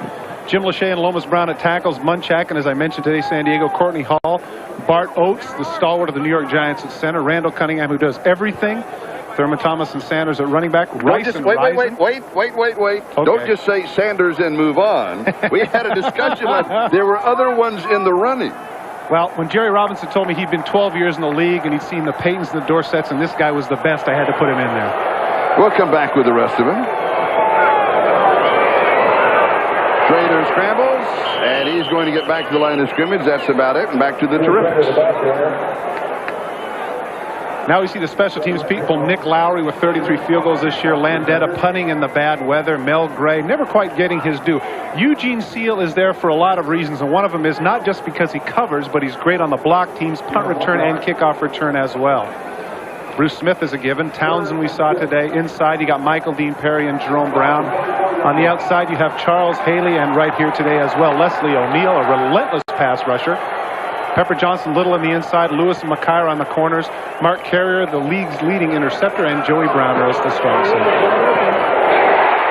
And wide open is Tim Brown. Brown to the 46-yard line and a first down, converting on 3rd down and 6. I don't know what happened to the coverage there. Somebody must have got picked, Charlie, because Tim Brown was wide open in the middle of the field. Tim Brown right here. He cuts up the field. See what happens. Sure enough, that's a big play by Ethan Horton. The ref missed it completely. Ethan Horton was not looking to run a route. If you get a chance to see, watch where his eyes are. If we can get a chance to run that back, fellas. Let's save it. We'll go with it after the next play. Oh, he took Gil Byrd right out of the play. Boy, he certainly did. 22 yards. First down. Raiders 46. And here is Bo Jackson, and he kind of leans to the 48, maybe the 49, and let's go back. Take a look at number 88, the tight end for the Raiders. Watch Ethan Horton and watch him. Well, we're not going to get a chance to see it. It's before this. It's before this. Yes. We'll stick it in reverse, and we'll Tim come Brown back with it. Stiff arm. Yeah. Now we'll just recycle in the truck. We'll have that for you. Shelton's been taking a lot of stiff arms. He's the one that got stiff-armed earlier by Marcus. That's right. Watch 88 at the left of your screen. Is he really running a route? Look at that left shoulder right into Gil Byrd. He just knocked Clearly him a pick play. Yes. But like I said, what Ray Chester used to tell me, if you get away with it, it's a good play. Here's Bo Jackson. And there goes Bo Jackson. First down, 34-yard line. And remember what Art Shell told us? He didn't play that much, but, you know, he'll get antsy at halftime. He'll be ready to run over some people. And this is what the Raiders want to do with Bo Jackson. They want to get a mismatch in the secondary with people like Gary Plummer. Gary Plummer is a terrific inside backer. He makes a lot of stops in the middle of the field, but he is not a pass cover guy. And to ask him to go out on a Bo Jackson is a mismatch, hence the reason for the 18-yard gain. And a first down at the Chargers' 34-yard line. San Diego leads it 12-10, just over 7.5 to go in the ball game. And they're ruling it a reception at the 29-yard line by Jackson, and the official was right there. That's Leo Miles, the head linesman, and he waited a little while to see if he did have it. Boy, it makes you wonder if Bo knows Stickum. Does Bo wear gloves? No, he doesn't. No, he doesn't. He doesn't have that tackified stuff on. It'll be second and 5. Marcus Allen is in. Bo with a little breather here. And now I think they may take another look at that reception. The thing you always have to look for is, are the hands underneath the ball? If the hands are underneath the ball, then it's a catch. Clock is stopped. 6:57. Time remaining in the fourth.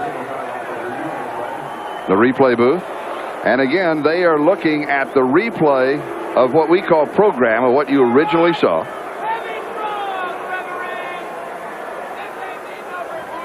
Watch where the hands are. Are the hands underneath the ball? That's what you have to see. Hard to tell from that angle. See, he has possession of the ball. He has possession of the ball, and the ball hits the ground. If he has his hands on it before it hits the ground, that should be a catch. And Leo Miles, the official, had the perfect angle looking right into the catch. See, too many times the fans take for granted now, they'll watch the ball and they'll say, well, watch, the ball touch the ground, that's incomplete. Wrong, right there, that's a catch. Now, as he goes down and the ball hits the ground, that's okay. That's a catch because his hands are on the ball. He had control when he went down. Bo today, 8 rushes for 7 yards. Oh, no, his total now is 9 rushes for 22. He had 8 rushes, a total of 7. He had 1 for 15, giving a total of 9 rushes for 22. But I think that's his 3rd catch today, if I'm not mistaken. You're right. Gee, I love that. I love it when you review the play stand. Second down.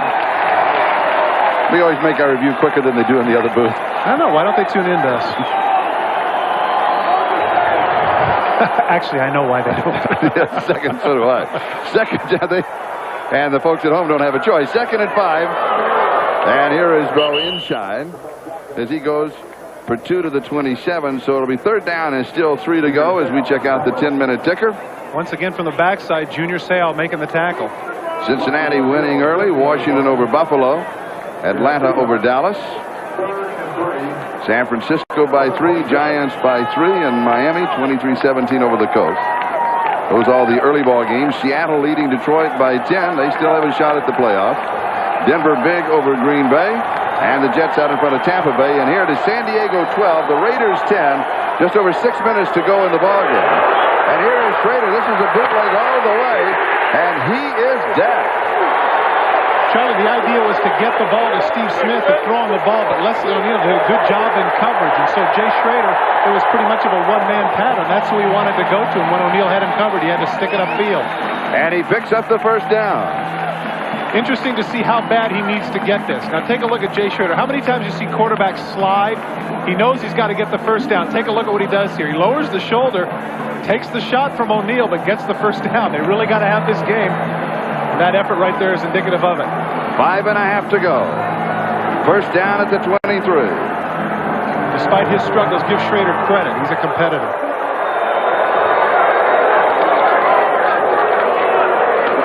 Steve Smith. I don't want to keep beating a dead horse, but it is amazing to see Sayal come off that side and be involved in those plays. Number 55 keeps coming off the side and being involved in those tackles.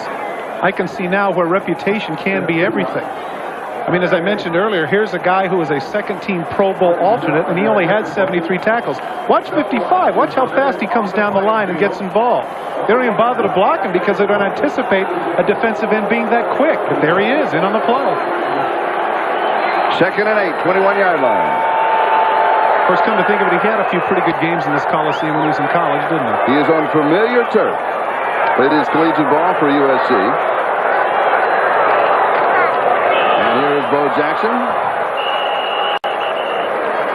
17-yard line. So he has 4. It'll be 3rd down and 4.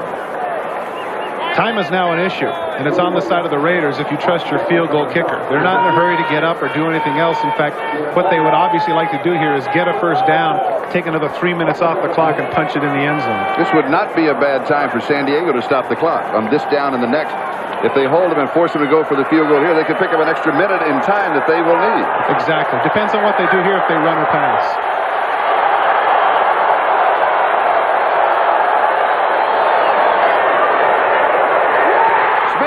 To the 5, touchdown, Raiders.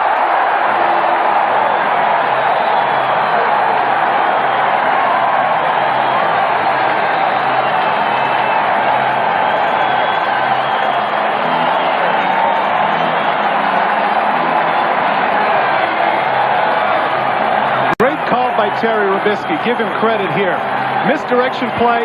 Bo goes underneath. Leslie O'Neal out there wasn't able to get to Steve Smith, and neither was Sayal, all alone out in the flat. That was the play before where Leslie O'Neal had him covered and forced Schrader to run. This time they got fooled. Smith for the touchdown. And the extra point attempt. And it is good. And Jay Schrader, who has struggled throughout the afternoon, and you saw that he personally picked up the first down, and his reaction will be back. Needs to be. As we come back, Donnie Elder will down the ball in the end zone, and he was the solo return man for San Diego. And I was just going to say that was a propitious time for him to get that so deep, because if you recall the last time, the young man went 90 yards. They did not want this young man to get a return, so it was a good job by Jager kicking it that deep. Significance of this ball game. Raiders now lead it 17-12. If the Raiders win, they're the champions in the West. They are off next week. They will have home field for their first game. If they lose, Kansas City, the champions, that means the Raiders, right now I think they go to Miami and play in the wild card. And if Bobby Beathard and Dan Henning wanted to see what this young man could do under pressure, now's their chance. Drops off underneath the coverage to Bernstein, who has been a man for all seasons today. He has really had a great ball game. But Steve Smith, check out Steve Smith, what he's done today. The opportunities he's had. We've been talking earlier about Steve Smith, that when he had a chance to get his hands on the ball, he would do something. 7 carries for 38 yards. That's only over 5 yards a carry. And the one time he catches the ball, he's in the end zone for a touchdown.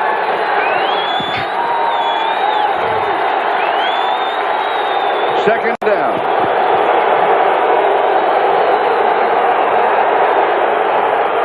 McEwen, and they will mark it at the 29-yard line, so it's going to be 3rd down and 1 as Gary Lewis was there. The AFC picture looks like this. There it is.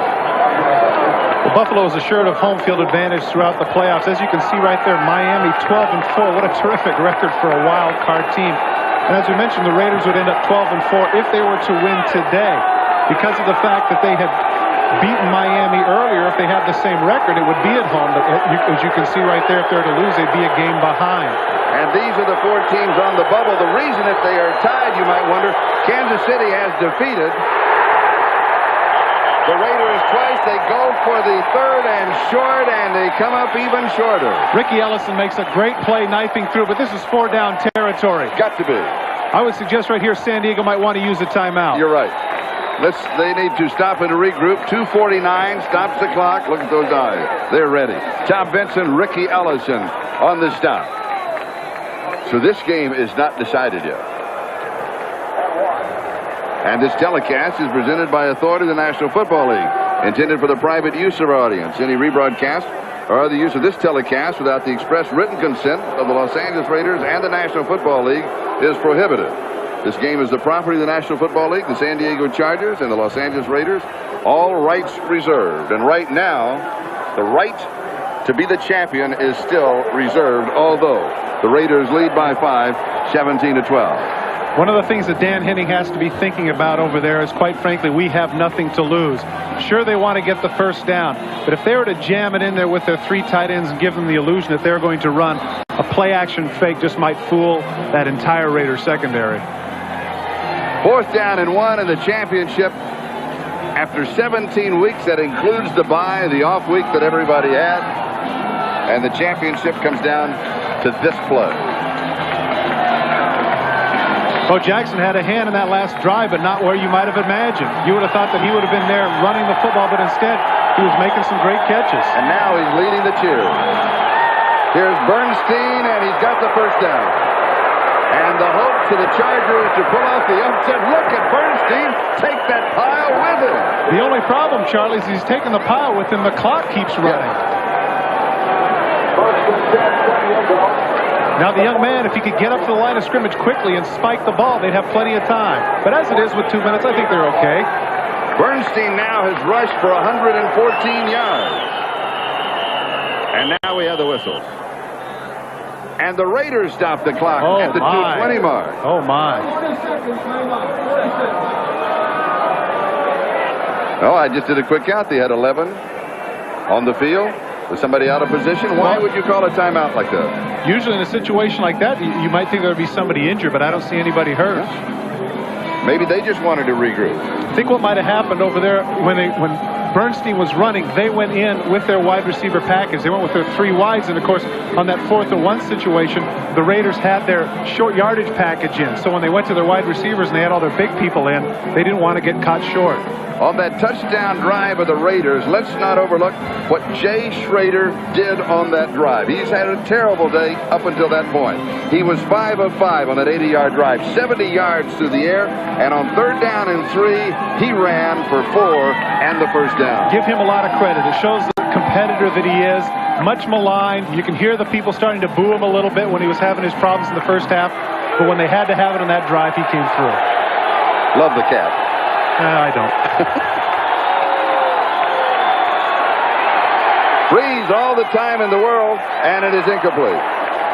They're going to get holding on the right tackle there. Greg Townsend was coming upfield, and they just couldn't handle him. David Richards was out there trying to push him out, but he got his arm under, and they're going to call him for the hold.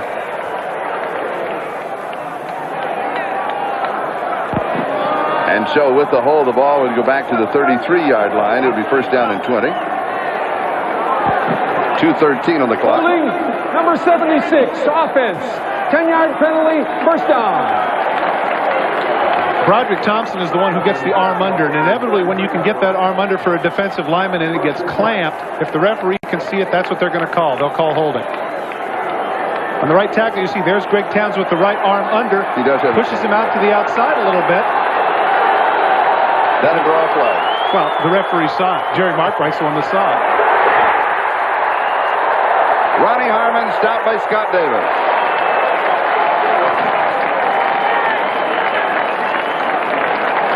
And we now will move to the 2-minute mark.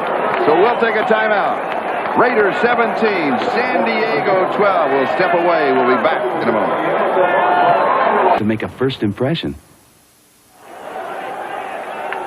2 minutes to go in the regular season for the Raiders and 2 minutes to go on the season for the Chargers. San Diego with the ball, second down and 19. Get a chance to look at John Free's numbers there. He started off a lot quicker. We had anticipated he'd have better numbers, but give credit to the Raider defense. But also, Charlie, I'm inclined to say give a lot of credit to these Chargers. They could have folded up and covered. Arthur Cox still on his feet, and he goes to the 38-yard line. Howie Long, his first tackle of the ball game as we go to New York, and Bob Costas. All right, Charlie, here's Vinny Testaverde trying to rally Tampa Bay at home against the Jets. He'll hit Bruce Hill after evading the rush with a 7-yard touchdown pass. Brings Tampa to within 2 at 16-14 with about 3 minutes to play in that game. Charlie? And Bob, as you were talking, Anthony Miller picks up the first down, going on a no-huddle, hurry-up offense, and Miller with a solo effort turned the corner, 16 yards, and he has the first down. Boy, did he show some serious speed. He cut to the outside, and everybody else was like they were standing still. The ball at the LA 40. Now, this is to stop the clock. Let me go back. Let me go back, though, because you were shaking your head. I said Howie Long made the tackle. That wasn't Howie? No, Arthur Cox ran right through him. The tackle ended up being downfield by Aaron Wallace. I wanted you to correct it because, believe me, the press box shakes when my partner has a cogent point to make. Take a look at the speed of Anthony Miller. This is actually a fairly conservative pass. He just squats right down. Now watch as he cuts to the outside. Watch this speed here. Terry McDaniel and Gary Lewis, two of the fastest players on the team, are left behind, and if he has a little bit more field east and west, he might go the distance.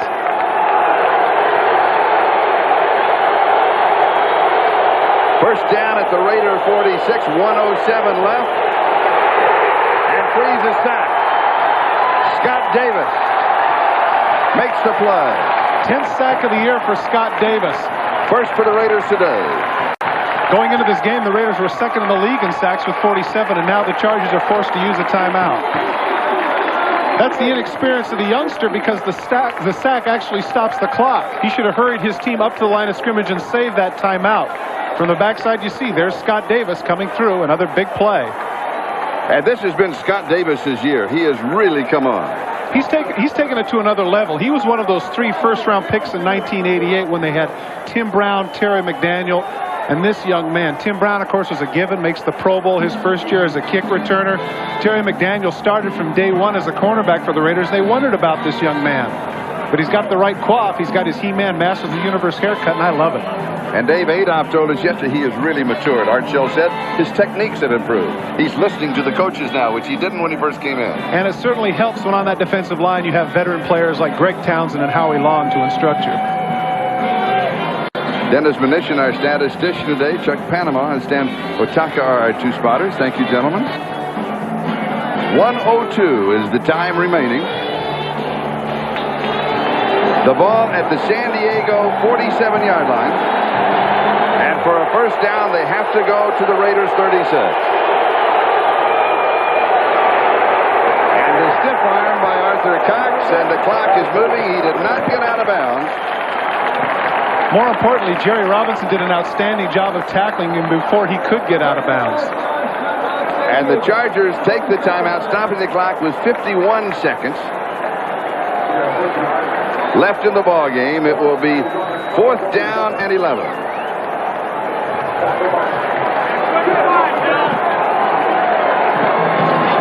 A final that's just in. The Jets defeat Tampa Bay by 2, 16-14. And here it's all on the line. 51 seconds. Kansas City, the fans there, they're holding their breath. They want the miracle. Dan Henning told us last night, he said, if this young man has a great ball game, it will be a miracle. He hasn't had a great ball game. He's had a good ball game. And maybe as good as San Diego could play under the circumstances. Exactly. Let's be fair. I mean, considering this team that has been playing so well, the Los Angeles Raiders, you got to give a lot of credit to the San Diego Chargers for the effort they put out today.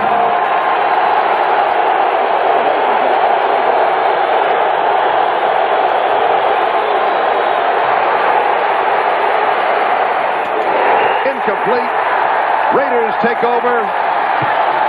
They'll be the champions.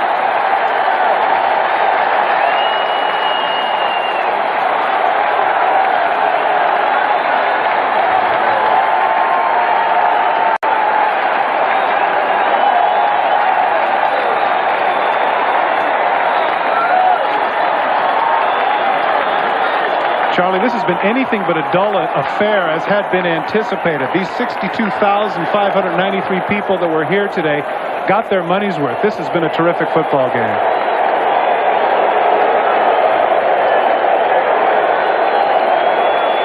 And now all the Raiders have to do is run 45 seconds off of the clock.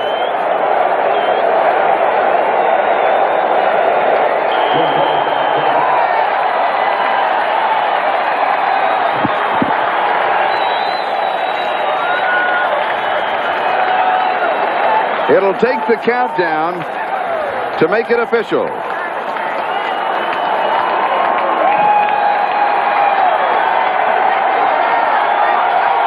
I think that young man has nothing to be ashamed of. He has nothing to be ashamed of. You can see the look on his face. He fell a little bit short, but he gave it his all. And this man, Coach of the Year, what he has done with basically the same team as he had last year, and now they're champions of the West. I agree. You got to give him his due. People are talking about all the talent on the Raiders, but they had the exact same people last year, and they went 8-8. Give this man credit in his first full season with the Los Angeles Raiders, taking them to 12-4, the best record they've had in the last 6 years since 1985. They are the AFC West champs and very deserving. The final, the Raiders 17, the Chargers 12. The Raiders are the champions of the West.